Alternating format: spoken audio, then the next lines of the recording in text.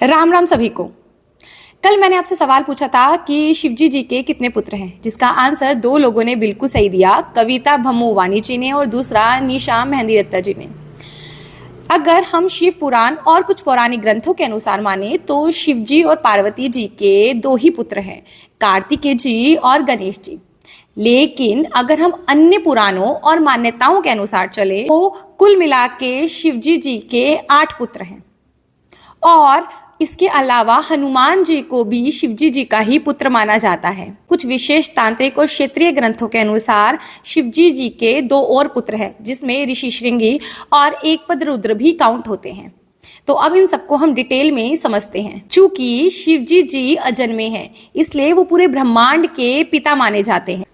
इसीलिए उनके पुत्रों का जन्म सांसारिक तरीके से ना होकर उनके अंश, अवतारों और ऊर्जा के विसर्जन से हुआ है।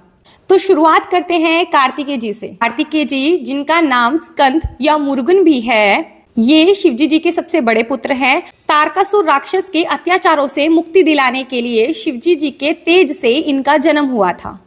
कार्तिकेय जी देवताओं के सेनापति हैं और दक्षिण भारत में इनको मुरुगन के नाम से बहुत ज्यादा पूजा जाता है। फिर आते हैं गणेश जी, जिनको विनायक जी भी कहा जाता है और ये शिवजी जी के दूसरे और सबसे लोकप्रिय पुत्रों में से एक है। माता पार्वती जी ने अपने उपटन और चंदन के मिश्रण से एक बालक की आकृति बनाई थी, जिसमें बाद में उन्होंने प्राण फूके थे। बाद में एक घटनाक्रम के दौरान शिवजी जी ने उनका सर धड़ से अलग कर दिया था और उस पर बाद में उन्होंने एक गज यानी कि हाथी का मुख लगाया था, इसीलिए उनका नाम गजानन भी है। गणेश जी बुद्धि और विवेक के देवता माने जाते हैं और इनकी प्रथम पूजा की जाती है तथा ये विघ्नहर्ता के रूप में जाने जाते हैं। भगवान अयप्पा, जो कि दक्षिण भारत विशेषकर केरल में बहुत श्रद्धा के साथ पूजे जाते हैं, ये भगवान शिव और भगवान विष्णु के मोहिनी रूप की संतान हैं।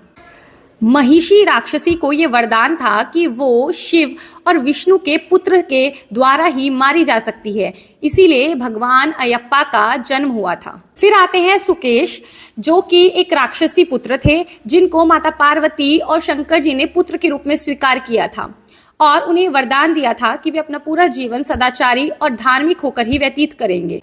जलंधर, शिवजी जी के तीसरे नेत्र के क्रोध की अग्नि जब समुद्र में गिरी तो जलंधर का जन्म हुआ था। ये एक बहुत ही शक्तिशाली असुर राजा बने थे। बाद में इनका वध शिवजी जी के हाथों ही हुआ था। होम